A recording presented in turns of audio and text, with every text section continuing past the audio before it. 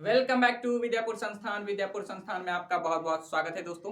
तो दोस्तों, आज मैं फिर से आ गया हूँ एक नए सेशन के साथ अपने यूट्यूब चैनल विद्यापुर संस्थान पर। इस सेशन में हम लोग साथियों एक्सरसाइज 4.2 क्लास 10th के मैथमेटिक्स के क्वेश्चंस को सॉल्व करेंगे।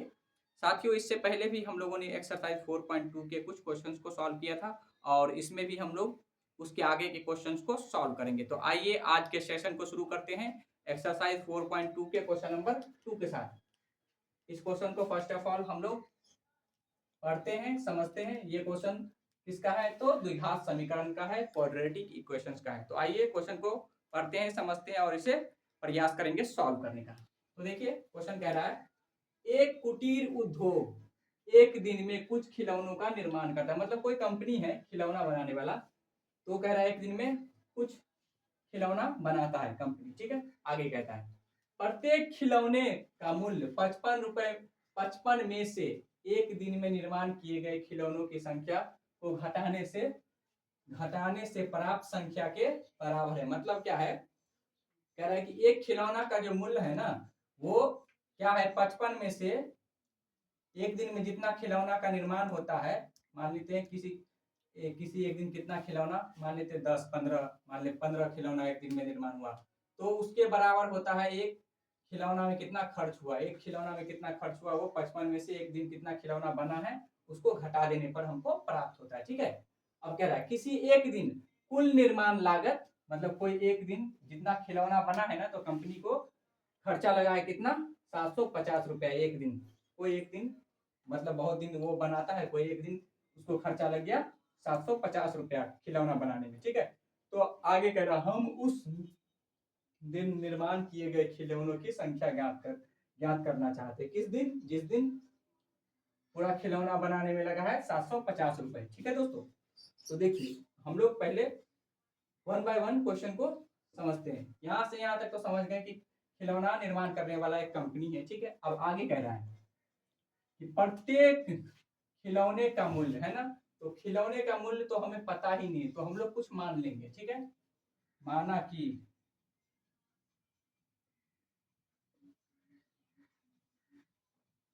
एक खिलौना का मूल्य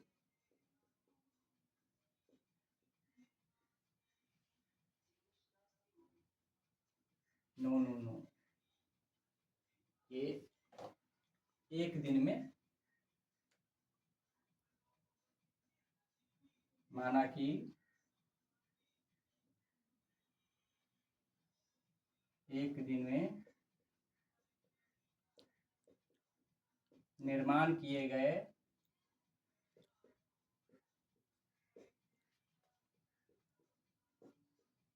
खिलौनों की संख्या,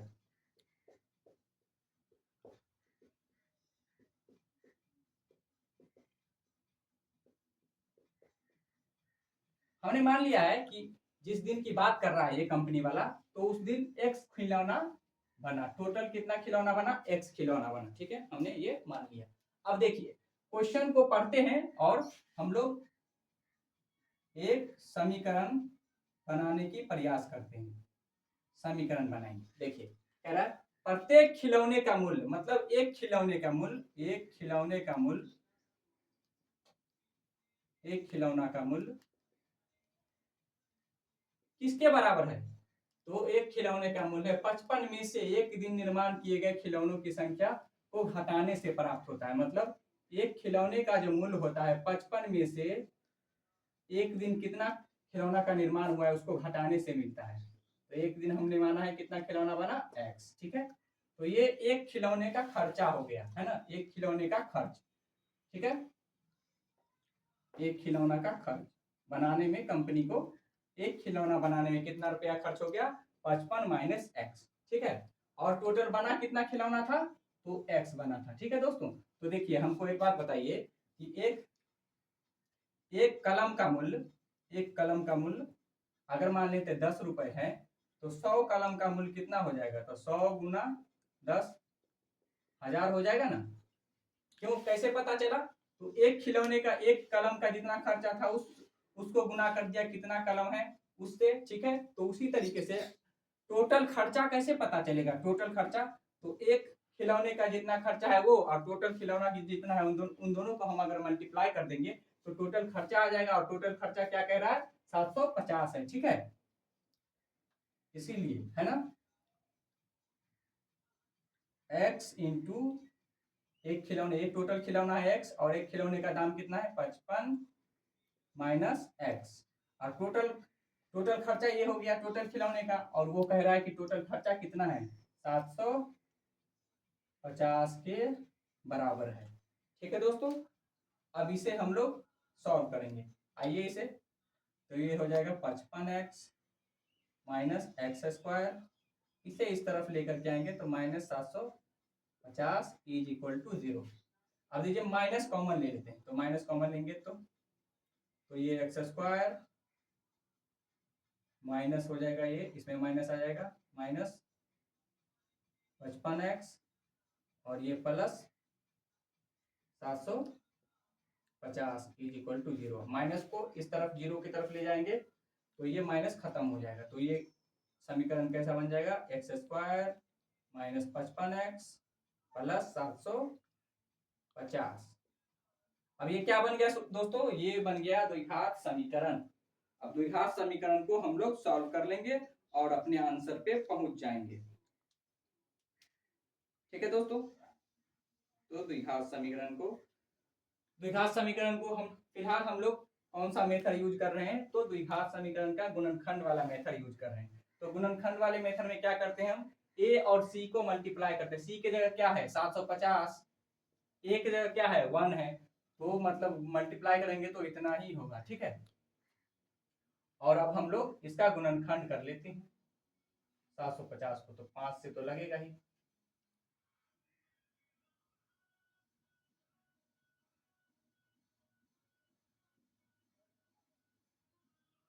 ठीक है, तो देखिए इन दोनों को मल्टीप्लाई करेंगे तो 25 और ये 30। ठीक है दोस्तों, तो देखिए 25 और 30 को मल्टीप्लाई करने पर ये 750 होगा क्योंकि ये इसी का गुणनखंड है, और 25 और 30 दोनों को जोड़ने पर 55 हो जा रहा है। ठीक है, इसका मतलब क्या कि 25 और 30 का फैक्टर हम लोग करेंगे तो ये इक्वेशन सॉल्व हो जाएगा। तो देखिए ये हो जाएगा x square minus 30x minus 25x plus 750 is equal to 0। Minus 55x को ही क्या लिखा गया है दोस्तों? माइनस 30x और माइनस 25x लिखा गया। ये माइनस 55x को ही ये लिखा गया। ठीक है, तो ये जो माइनस 55x है उसी को यहाँ ये लिखा गया है सॉल्व करने के लिए गुणनखंड विधि। ठीक है, जिन साथियों ने गुणनखंड विधि का लेक्चर नहीं देखा है मेरा पिछला वीडियो, वो जरूर देख लेंगे ताकि और आपको समझ में आए। अब आइए इसमें क्या कॉमन आ जाएगा? x कॉमन आ जाएगा, तो लीजिए यहाँ से x हमने कॉमन लिया। ठीक है, तो यहाँ क्या बच जाएगा? यहाँ बच जाएगा x, उसके बाद माइनस। ठीक है, यहाँ क्या बच जाएगा? 30 बच जाएगा। ठीक है, अब इन दोनों में बताइए, इन दोनों में 25 कॉमन आ जाएगा, माइनस 25 कॉमन आ जाएगा, तो यहाँ क्या रह जाएगा? x और ये प्लस ये माइनस 30 इज इक्वल टू 0। अब इन दोनों में देखिए ये कॉमन है तो x माइनस 30 कॉमन आ रहा है, तो यहाँ क्या बचेगा? ये कॉमन आ गया तो यहाँ बचेगा x, और यहाँ ये कॉमन आ गया तो यहाँ क्या बचेगा? माइनस 25। अब यहाँ से x का दो वैल्यू आएगा, x माइनस 30 इक्वल टू 0 और x minus 25 is equal to 0। यहाँ से x की वैल्यू हम लोग निकाल लेंगे 30 और यहाँ से x की वैल्यू 25। तो क्या आ गया दोस्तों? 25 और 30 क्या है? x का मान। x को हम लोगों ने क्या माना था? एक दिन में खिलौने का क्वेश्चन क्या पूछ रहा था कि हम क्या ज्ञात करना चाहते हैं? एक दिन में कितना खिलौने का निर्माण हुआ। ठीक है, तो कितने खिलौने का निर्माण हुआ? या तो 25 या 30। ठीक है, 25 भी हो सकता है आंसर और 30 भी हो सकता है। ठीक है दोस्तों, तो ये रहा फर्स्ट क्वेश्चन, नोट डाउन कर लीजिए, मैं सेकंड क्वेश्चन पे आता हूँ। ठीक है, नोट डाउन कीजिए। तो दोस्तों ये आ गया क्वेश्चन नंबर 3 एक्सरसाइज 4.2 का बोर्ड पे। तो आइए क्वेश्चन को पढ़ते हैं और इसे सॉल्व करते हैं। क्या कह रहा है क्वेश्चन? ऐसी दो संख्याएं ज्ञात कीजिए जिनका योग 27 है और गुणनफल 182 है। ठीक है, तो दो संख्याओं को ज्ञात करना है, पता नहीं कौन सा संख्या है, वो 2 3 हो सकता है, 5 6 हो सकता है, कोई भी दो संख्या हो सकता है, हमें पता नहीं। तो हम लोग क्या करेंगे, पहले मान लेंगे, माना कि दो संख्याएं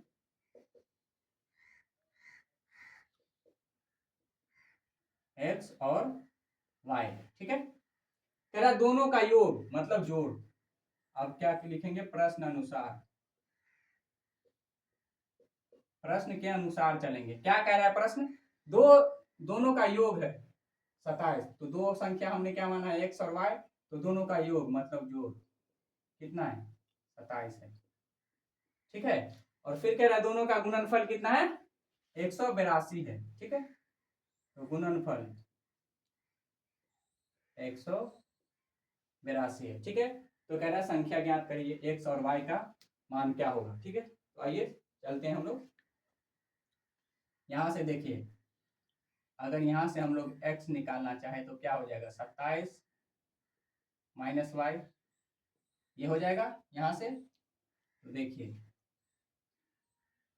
x के जगह क्या लिख सकते हैं, 27 माइनस वाई लिख सकते हैं, बिल्कुल, और गुना y 182, y को अंदर कर लेंगे, तो ये हो जाएगा 27y माइनस वाई स्क्वायर, इसको इस तरफ लाएंगे तो minus 182 is equal to 0, minus common लेंगे तो ये हो जाएगा वाई स्क्वायर माइनस 27y, और ये plus 182 is equal to 0, y square minus 27y plus 182 is equal to 0।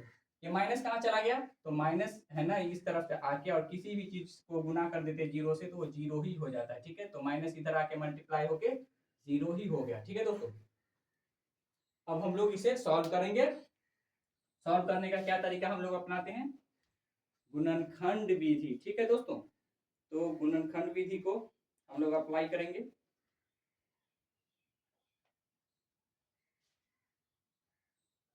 27 minus x तो इन दोनों में प्लस, इसमें माइनस हो जाएगा, कुछ गड़बड़ी तो नहीं।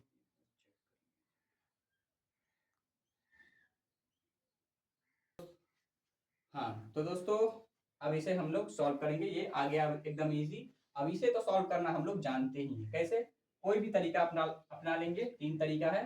तो गुणनखंड विधि हम लोग अपनाते हैं। गुणनखंड विधि में क्या करते हैं, ए और सी को मल्टीप्लाई करते हैं। ए की जगह क्या है 1 है, सी की जगह क्या है 182, मतलब 182 का हम लोगों को गुणनखंड करना है।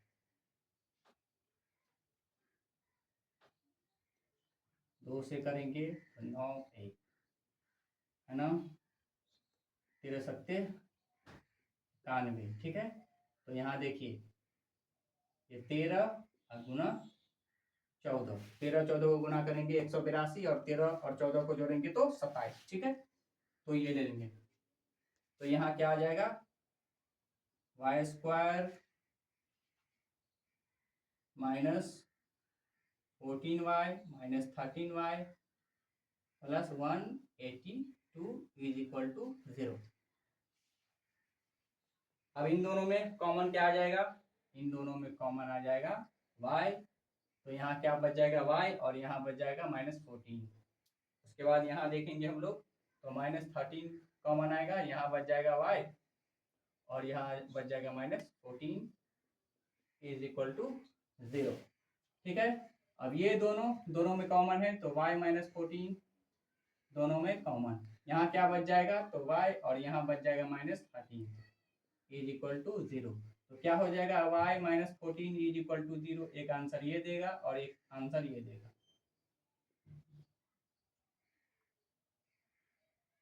y इक्वल टू 14 और ये y इक्वल टू 13, ठीक है। तो y आ गया, तो x भी हम लोग निकाल सकते हैं, क्योंकि x plus y equal to 27 था। अगर हम लोग y का वैल्यू ले लेते हैं 14, x प्लस 14, तो x इक्वल टू क्या कितना हो जाएगा 13, ठीक है। अगर y इक्वल टू हम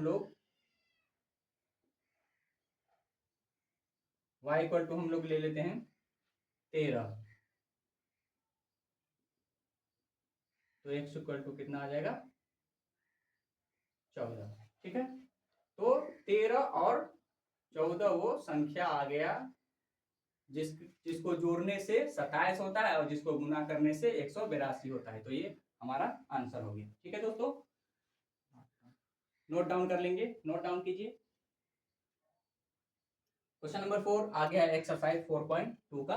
बोर्ड पे क्वेश्चन को पढ़ते हैं। फर्स्ट ऑफ ऑल देखिए, क्वेश्चन कह रहा है दो क्रमागत धन पूर्णांक ज्ञात कीजिए जिनके वर्गों का योग 665 हो। ठीक है, दो क्रमागत धन पूर्णांक, क्रमागत मतलब क्या, लगातार, अगर 3 है तो 4 है ना, ये 2 हो जाएगा, दो क्रमागत धन पूर्णांक हो गया। 5 है तो 6, ये 2 धन पूर्णांक हो जाएगा। ठीक है दोस्तों, अगर 12 है तो 13, ये 2 क्रमागत धन पूर्णांक है। कोई भी लगातार 2 संख्या ले लीजिए और दोनों प्लस में होना चाहिए, तो वो हो जाएगा 2 धन पूर्णांक। ठीक है, 2 क्रमागत धन पूर्णांक। ठीक है दोस्तों,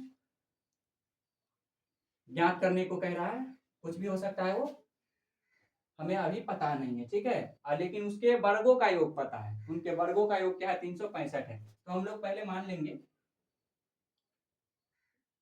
माना कि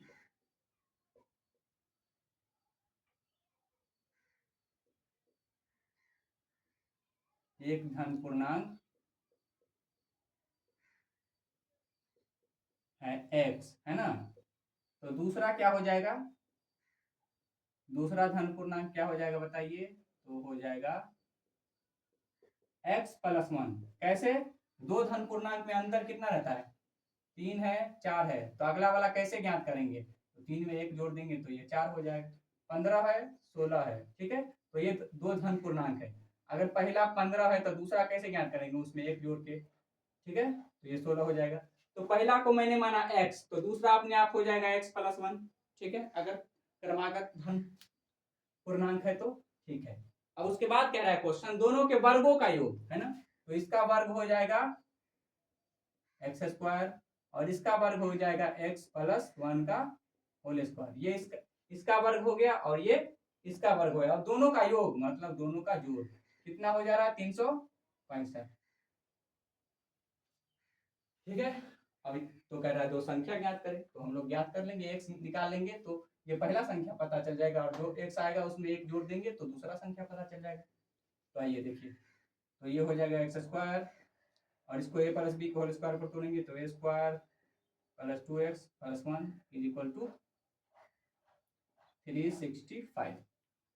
तो देखिए यहाँ से ये हो जाएगा 2x square plus 2x plus 1 और इसे इस तरफ लाएंगे तो -365 इज इक्वल टू 0। यहाँ कुछ नहीं बचेगा, तो ये हो जाएगा 2x square plus 2x minus 364 is equal to 0। अब यहाँ से 2 कॉमन ले लेंगे तो एक्स स्क्वायर प्लस एक्स और माइनस 182 इज इक्वल टू 0। तो ये हो जाएगा x square plus x minus 182 is equal to 0/2 करेंगे तो ये 0 ही हो जाएगा अल्टीमेटली। तो चलिए इसे 0 ही लिख लेते हैं। अब इसका फैक्टर करेंगे, फैक्टर करने से फैक्टर कैसे करते हैं, ए और सी को मल्टीप्लाई करते हैं। ए की जगह कुछ नहीं है तो 1 है और सी की जगह क्या है 182।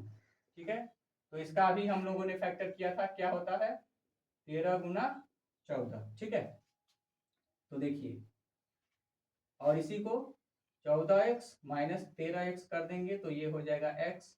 ठीक है दोस्तों, तो देखिए ये हो जाएगा x square plus 14x minus 13x। इसी x को हम लोगों ने क्या क्या कर दिया है 14 माइनस 13x। ठीक है, 182 इज इक्वल टू 0। इन दोनों में क्या कॉमन है, तो x कॉमन है, x प्लस 14। ठीक है, इन दोनों में क्या है -13 कॉमन है और x प्लस 14। इन दोनों में क्या कॉमन है, मिटा कर लिख लेते हैं। इन दोनों में कॉमन है x प्लस 14, तो x प्लस 14 कॉमन। तो यहाँ क्या बच जाएगा x और -13 इज इक्वल टू 0। यहाँ से दो आंसर आएगा, x plus 14 is equal to 0 और x minus 13 is equal to 0। यहाँ से x का वैल्यू आ जाएगा -14 और यहाँ से x का वैल्यू आ जाएगा 13। ठीक है, ये वैल्यू पॉसिबल नहीं, क्यों, क्योंकि कह रहा है दो धन पूर्णांक है। ठीक है, ये तो ऋणात्मक पूर्णांक हो गया ना। ठीक है, तो ये पॉसिबल नहीं है वैल्यू, x इक्वल टू आ गया 13। ठीक है, तो ये क्या था, पहला संख्या था, ये पहला पूर्णांक था ना, ये पहला पूर्णांक था। तो दूसरा पूर्णांक कैसे निकालेंगे, दूसरा पूर्णांक क्या था, दूसरा पूर्णांक था x प्लस 1 और x का वैल्यू हमारे पास आ गया 13, उसमें एक जोड़ देंगे तो क्या हो जाएगा 14। मतलब आंसर क्या आ गया, 13 और 14 वो संख्या है जिसके वर्गों का योग 365 है। ठीक है, तो साथियों टाइम जवाब दे रहा है, और वीडियो अच्छा लगा हो तो like share comment and subscribe जरूर करेंगे चैनल को। और जिन साथियों ने मेरे पिछले वीडियोज को नहीं देखा है वो जाकर के मेरे प्ले लिस्ट में देख लेंगे, ताकि आपका सारा कंसेप्ट क्लियर हो जाएगा। Okay, thank you for watching my video.